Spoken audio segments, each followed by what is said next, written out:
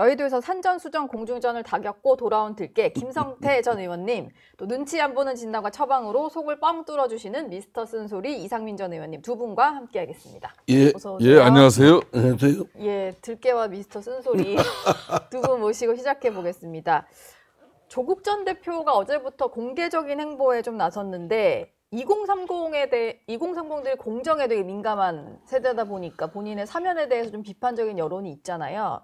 이걸 물어보니까 내가 몇 번 사과한다고 마음을 열겠냐. 뭐 서두르지 않겠다는 취지긴 한데 또 이 글만 보면 내가 뭐 사과해서 될 일이냐 뭐 이런 느낌도 약간 들고 어떻게 들으셨나요, 이 말은? 그러니까 이제 8.15 광복 사면이 이루어지고 난 이후 출소하고 나서 첫날부터 이제 아주 왕성한 SNS 활동을 시작했잖아요. 예.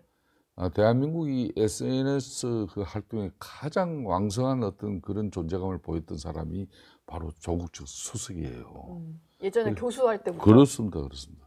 그래서 이제 자기의 그 존재감을 이제 SNS를 또 시작하면서 이미 첫 일성부터가 좀 이제 좀 삑사리가 나요. 쉽게 말하면 뭐 서민 코스프레로 자기는 된장찌개를 갖다 이렇게 사진하고 이렇게 올렸지만은 그걸 뭐 저기 설에 저기 마을 쪽에 네. 아주 그 유명한 유땡땡 식당이라고 예, 그 아주 유명한 그 된장말이 그 장면만 이래 하다 보니까 지금 또 그걸 요즘 뭐 팩트 체크하는 그런 인터넷 사이트에서 그냥 그걸 갖다 또 공개하고 그러다 보니까 그게 본인의 이제 그런 서민 코스프레도 또 우습게 돼버렸죠. 또 무엇보다도 이제 그런 부분에 대해서 2030들이 아주 반응이 빨라요.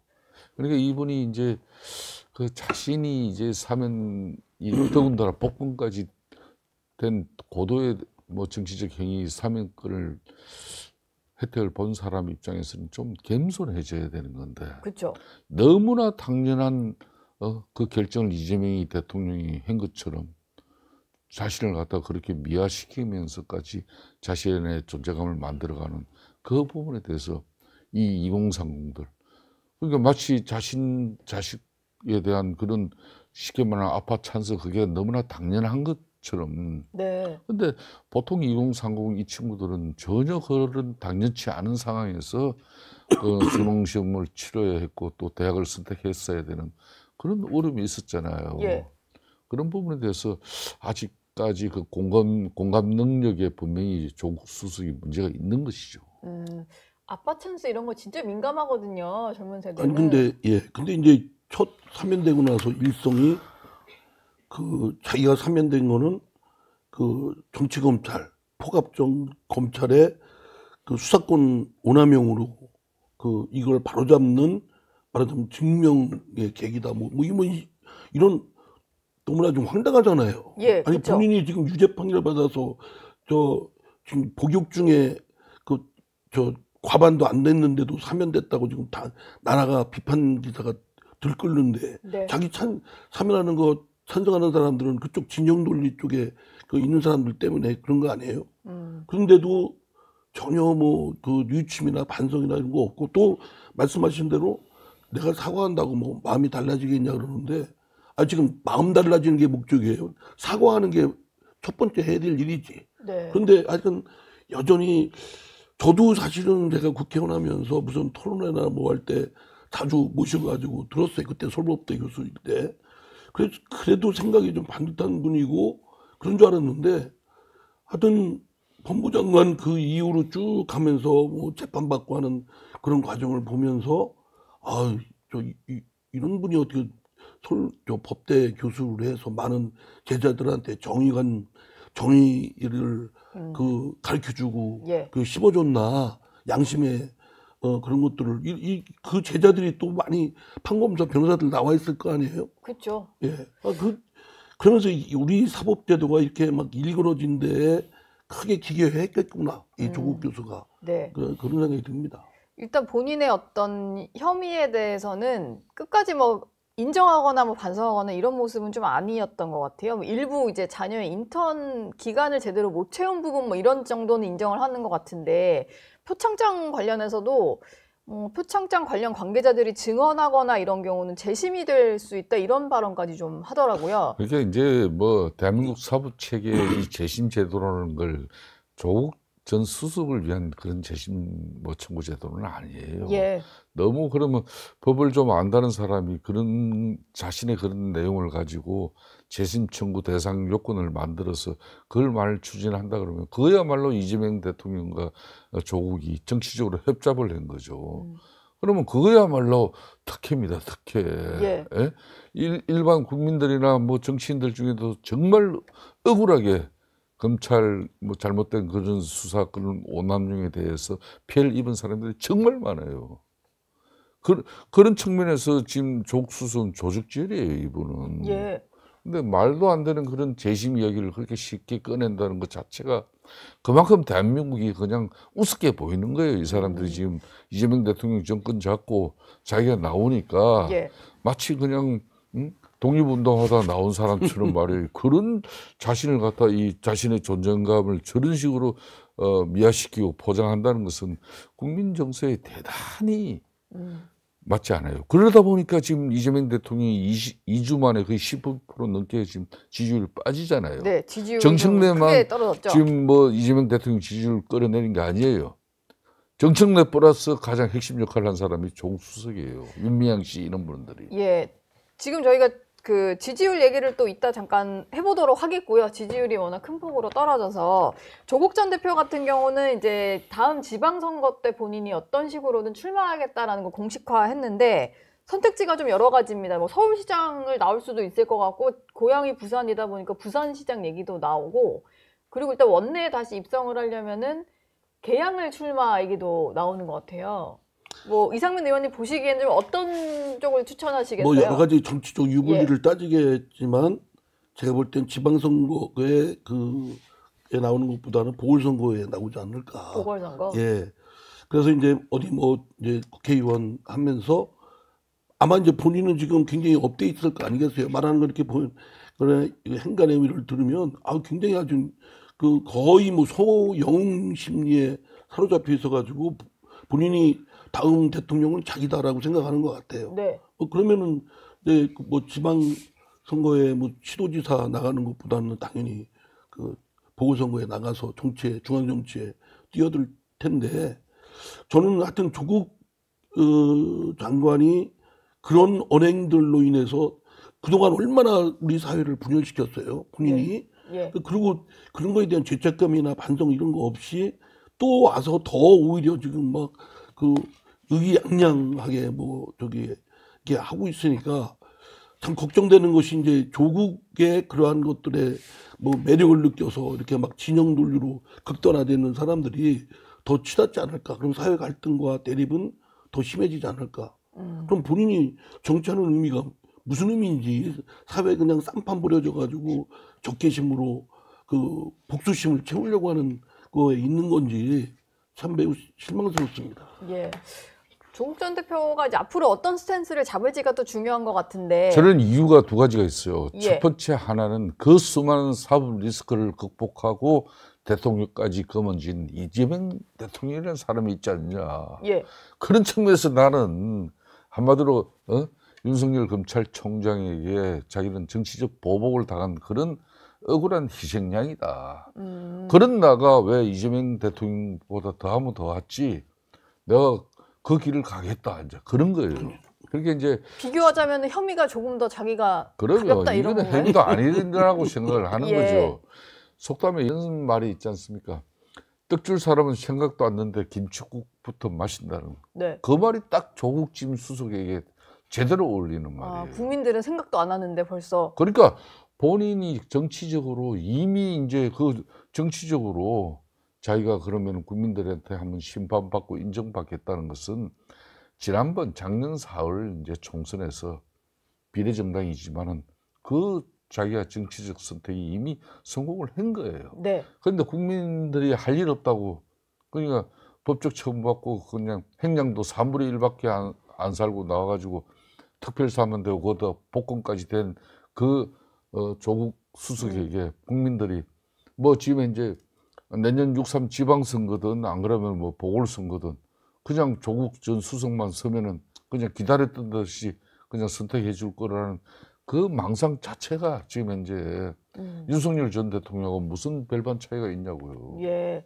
지금 이제 조국 혁신당의 행보를 보면 대선 때 후보 안 냈었고요. 여러 가지 민주당을 좀 의식해서 뭐 후보를 내거나 안 내거나 이렇게 좀 행보를 했던 것 같은데 이번 지방선거에는 확실히 본인도 어떤 보궐선거든 아니면 지방선거 후보로든 출마 의사를 밝힌 거고 그리고 지분도 요구하겠죠. 예. 조국혁신당에서는 자기네 세력을 최대한 극대화시키려고 민주당과의 하여튼 뭐 출혈 경쟁까지는 아니더라도 그 세력을 지분을 확보하기 위한 여러 가지 하여튼 지방선거에서 뭐 그러니까 조국 후보 단일화 이런 식으로 뭐 그렇죠. 좀 뭐 몇 자리를 호남에서는 뭐 지난번에 하여튼 조국혁신당의 후보가 저 민주당보다 더 얻었지 않습니까?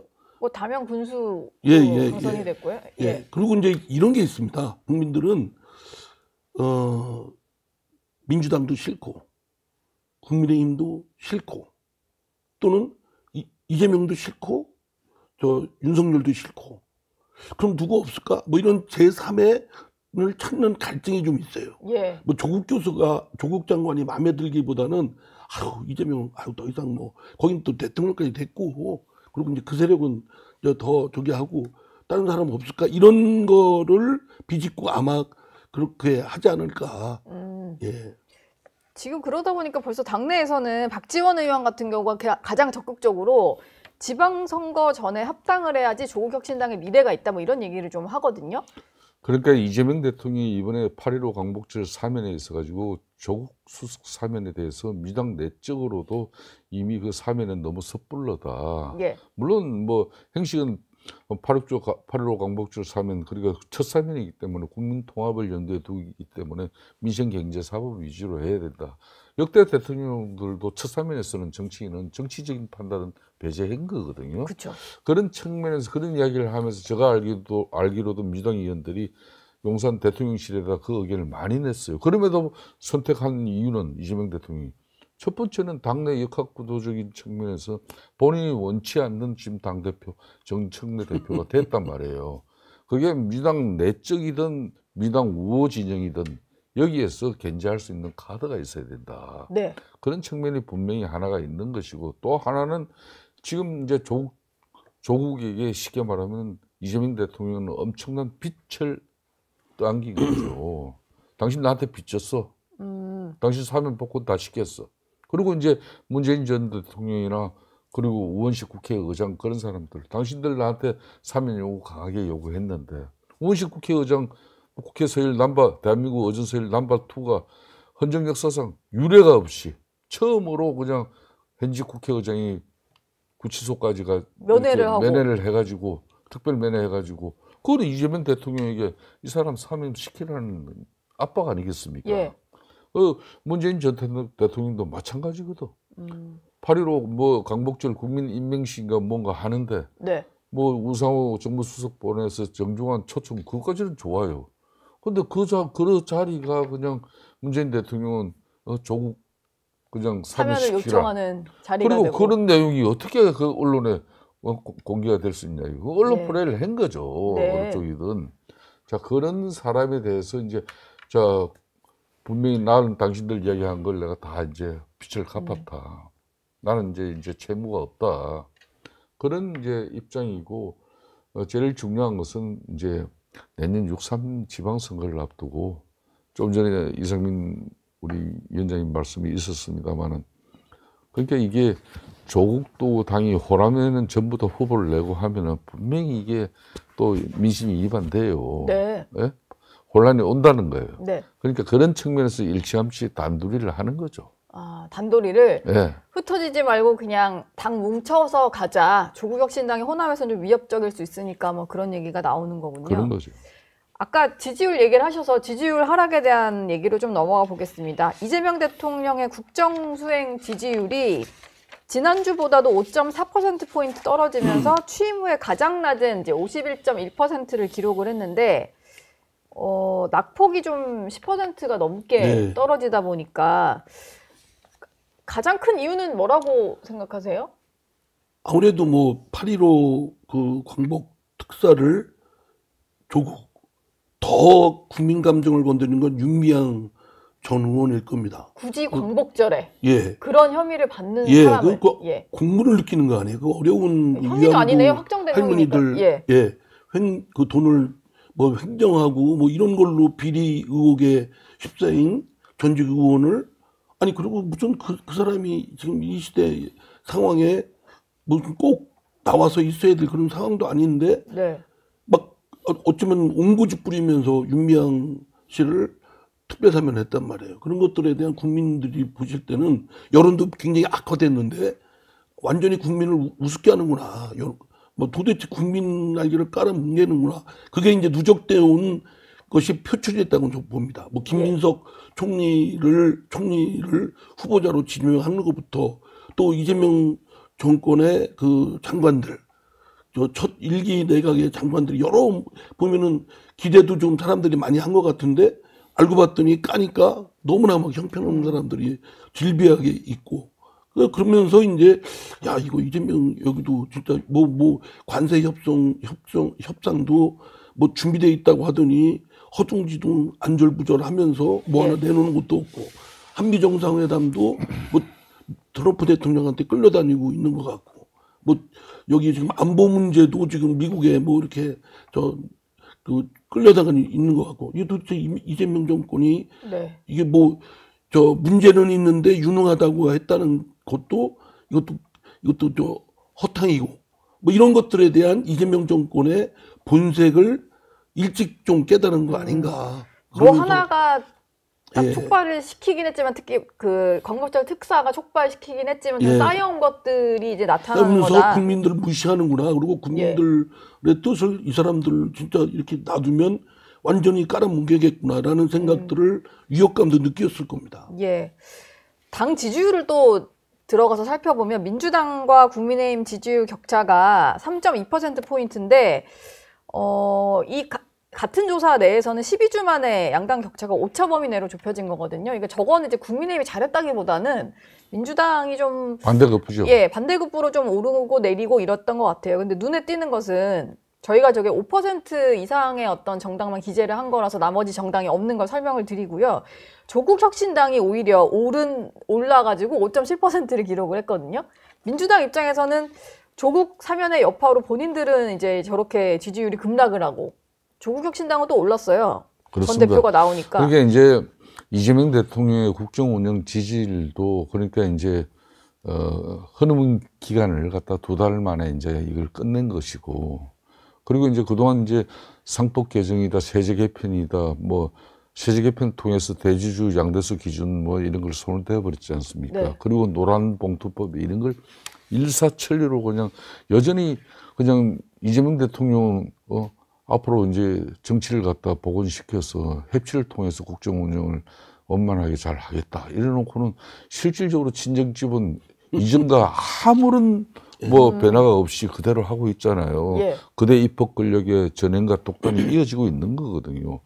그런 상황에서 그냥 내란 세력 척결 그 구호만 외쳐대면은 모든 게 그렇게 뭐 국정이든 뭐 인사 난맥상을 보이면서까지 이렇게 뭐 자기네들 막 해도 그냥 절대적으로 국민의힘보다는 자신네들의 지지율도 높을 것이고 대통령 지지율도 잘 유지할 수 있을 것이다. 이게 지금 망상에 젖어 있는 거거든요. 네. 저는 한번 지켜보십시오. 예. 국민의힘만 이번 전당대회를 치르고 난 이후에 제대로 된 변화와 쇄신의 어떤 그런 핵심 노력이 정말 빼저린 자정 노력이 이루어지고 있구나. 이렇게 국민적인 관심과 신뢰만 회복되면요. 이재명 접근의 국정 운영이나 민주당의 지지율은 뭐 곤두박질 칠 겁니다. 예. 그런 측면에서 이제 저는 이제 특히 정청래 당대표가 이렇게 선출되고 나니까 어느 집권 세력이 집권당 대표가 대화를 실종시키는 정치가 어디 있습니까? 대한민국 헌정 역사상 그런 거 없거든요. 야당을 갖다 사람 취급으로 하지 않고 악수도 하지 않겠다 그러고. 예. 당연히 이런 부분이 이재명 대통령의 국정 운영에 대려 엄청난 부담이 되죠. 제가 지난번 예. 방송에 와서 그랬잖아요. 네. 이재명 대통령의 가장 앞으로 머리 아프고 골치 아픈 사람이 정청래가 될 거라고. 지금 그게 나타나고 있다. 2주 만에 딱 그게 여실없이 나오는 거예요, 그냥. 저는 사실 뭐 내란 세력과 뭐 악수하지 않겠다 이런 얘기 했던 거 있잖아요.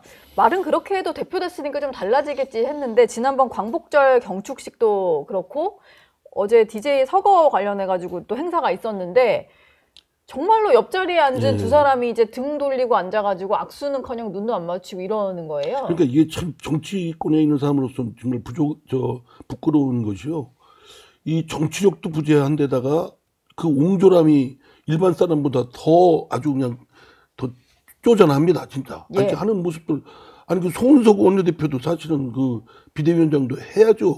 아니, 그 만약에 다 사람 쳐다보는데 본인이 악수 청하는데 정청래가 거절하면 정청래 민주당만 박살나는 거죠. 그게 또 그림 괜찮은 그렇죠. 거 그렇게 아니에요? 오히려 예. 그렇게 해야 되는데 네. 피자 무슨 그 옹졸한 무슨 경기대회 하듯이 그런 모습을 국민들한테 보이니까 정말 짜증나지 않겠습니까? 보기 좀 민망해요. 예, 근데 더구나 특히 집권 여당의 대표는 아니 남을 위해서 뭐 악수하고 인사하고 하는 게 아니라 그 집권 세력의 성과를 위해서 또 이재명 정권의 성과를 위해서 야당을 구슬리고 하기 위해서 이렇게 악수도 하고 배려도 하고 들어줄 것 또 딜도 하고 이러는 거거든요. 예.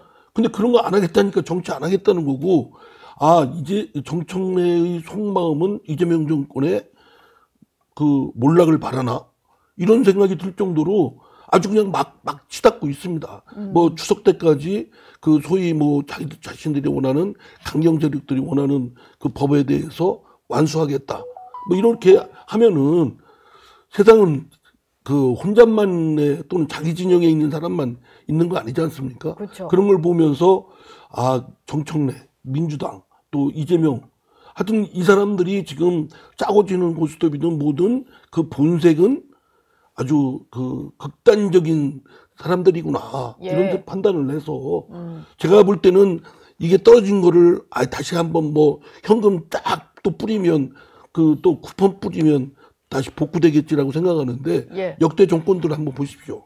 한번 떨어지면 계속 박스권에서 돌다가 또 떨어지고 그럼 또 떨어지고 계속 그것이 이제 말하자면 악순환의 확대 재생산이 되죠. 그러니까 저는 그 이번에 떨어진 것을 지금 이재명 대통령이나 그 정권에 있는 사람들 또 민주당은 정말 가볍게 봐서는 안 될 일입니다. 이게 이제 정권 내내 크게 아마 동력에 있어서 상실돼 버릴 테고 그럼 예. 할 수도 없어요. 그 뭘 하겠습니까? 네. 일단 정부의 첫 광복절 특사에 대해서는 온 국민이 또 기억을 할 테고 정부 여당을 좀 대표해서 국회를 이제 잘 이끌어야 되는 여당 대표의 행동도 잘 보고 있으니까 근데 정청래 대표는 뭐 그래서인지는 잘 모르겠는데 계속해서 좀 본인이 강조하는 게 나는 이재명 대통령과 각 세울 생각이 없다. 싸울 일이 없다. 이렇게 좀 강조를 하고 있어요. 그리고 본인의 어떤 이제 조국 전 대표 사면을 놓고도 정청래 견제용이다 이런 얘기를 뭐 아까 비슷한 얘기도 김성태 의원이 하셨지만 그런 말이 나오니까 그 얘기에 대해서도 근거 없는 주장이다 얘기를 하잖아요. 근데 너무 길게 쓰면서 이거를 좀 강조를 하다 보니까 정말로 뭔가 그런 속내가 있어서 이렇게 좀 변명하듯이 글을 올리나 싶기도 하고. 그러니까 민주당 지금 현재 정청래 대표나 측근 인사들 그 인식은 이런 게 있어요.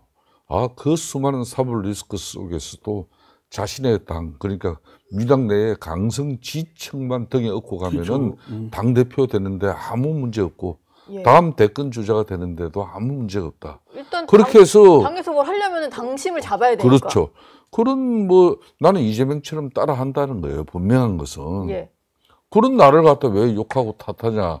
지금 이제 그런 이제 강변의 목소리가 슬슬 나오고 있는 건데 네. 이 정권이 바뀌고 나면요. 이재명 대통령 용산 대통령실 참모들 입장에서도 자기 친정체제 민주당은 그래도 집권 세력이기 때문에 국정 운영의 한 축이지 않습니까? 그렇죠. 그러니까 정권 국정 운영에 대한 책임을 져야 될 집권당이에요. 이 집권당은 국민들에게 원하고 합리적이고 대화 타협을 통해서 정치를 풀어가면서 이 협치 중국을 만들어서 그러니까 이재명 대통령이 국정 운영 그런 계획 과제라든지 이런 실질적으로 민생을 보다듬는 여러 가지 이제 어려운 난벽상을 풀어나가는 그 부분에 대해서 큰 힘이 돼야 되는데 네. 되려 당에서 정청래 당대표라는 사람이 추석 밥상머리 앞에 그냥 검찰 사법 그냥 방송계획 이 뭐 계획 과제들은 전부 자신이 손에 피를 묻히더라도 다 해치우고 이재명 대통령은 그냥 좋은 대통령의 이미지만 가지고 그냥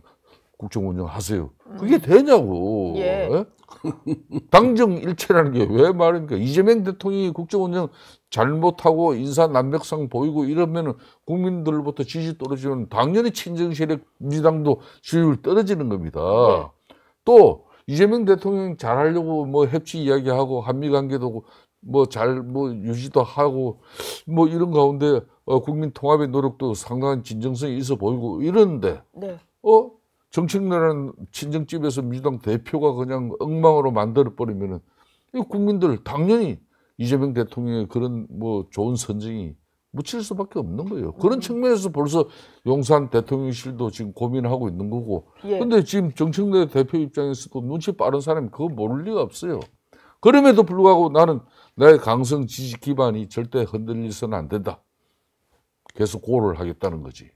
그러니까 여기는 이제 앞으로 꽤 엇박자가 나올 거예요. 또 조금 있으면 그 뭐 훌륭한 우리 추미애 또 뭐 법사위 위원장님이 절대 가만히 있을 분이 아니지 않습니까? 추미애 법사위원장님이 또 계시네요. 그러면 그렇기 때문에 이제 국민의힘이 지금 정신 똑바로 차리고 이게 뭐 찬탄 반탄 이런 이야기 할 게 아니라 당이 다시 합리적 보수의 그런 가치와 근본 기본이 충실한 정당으로 자리매김해가지고 국민들한테 신뢰를 회복하면은 지금 현재 국회에서 107석의 이런 소수 여대 야소 지금 현재 정국이지만 그것도 이겨나갈 수 있고 예.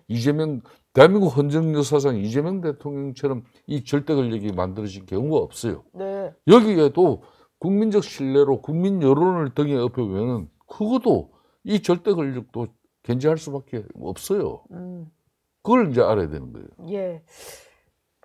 뭐 조국 전 대표와 정청래 대표 얘기를 좀 해봤는데요. 광복절 특사 명단에 포함된 분이 또 한 분 더 있었는 최강욱 전 의원입니다. 민주당이 최강욱 전 의원을 또 당직에 임명을 했더라고요. 근데 당 교육연수원장에 임명을 했는데 이게 뭐 당원들 상대로 교육을 하는 그런 데인가 봐요.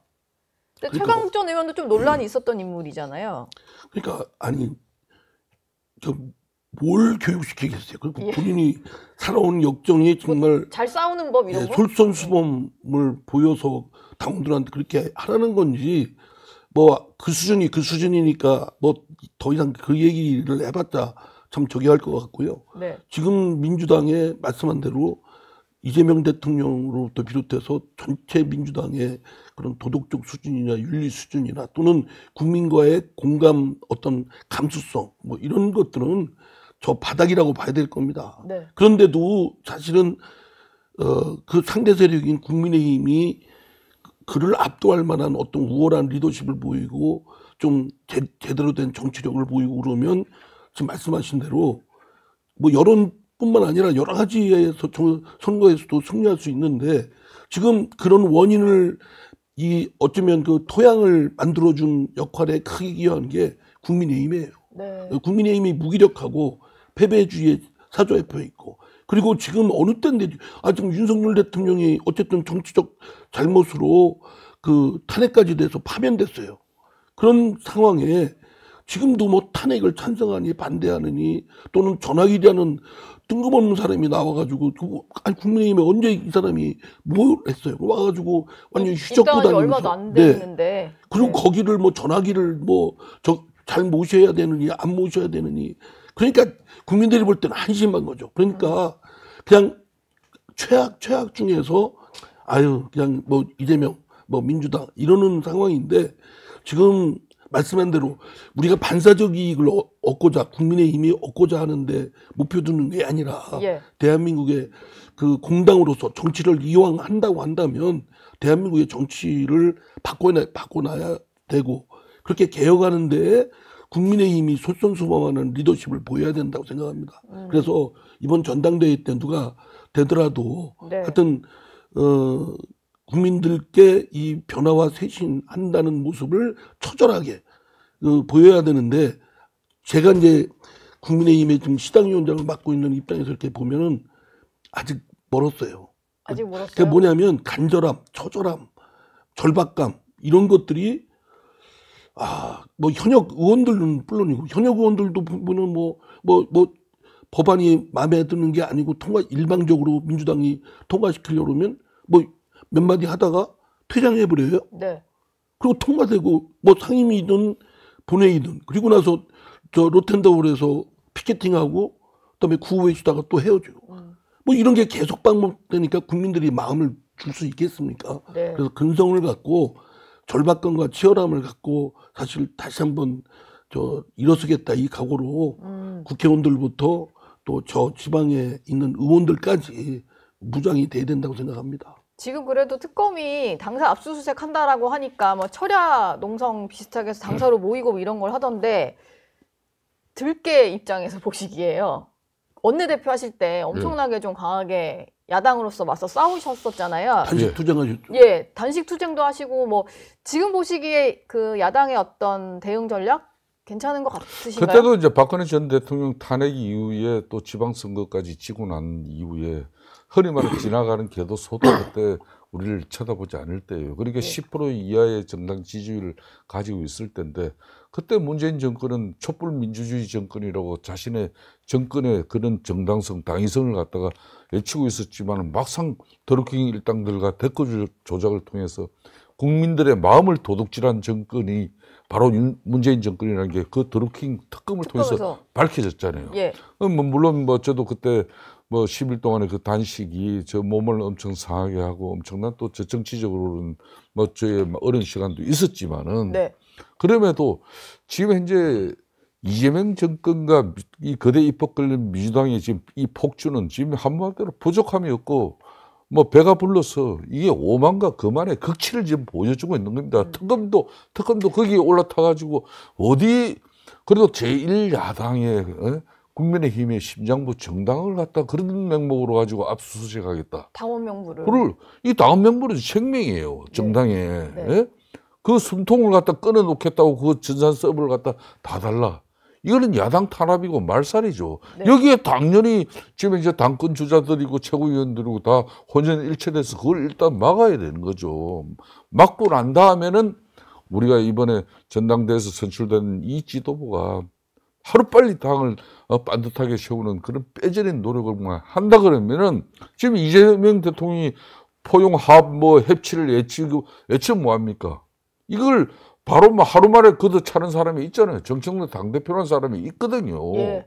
그러면은 이 사람 상대로 또 이재명 대통령의 허위 기반적인 그런 포용합 협치에 대해서 제대로 공격하면은 국민들이 올바른 심판을 해주게 돼 있어요. 그게 벌써 2달 만에 그 이재명 대통령에 대한 한상과 망성은 국민들이 벌써 떨쳐내고 있는 거거든요. 네. 그러니까 2주 만에 그냥 10% 넘게 빠지는 겁니다. 그래서 저는 지금까지 이재명 대통령이 자신이 민주당하고 잘해가지고 대통령 된 사람이 아니지 않습니까? 네.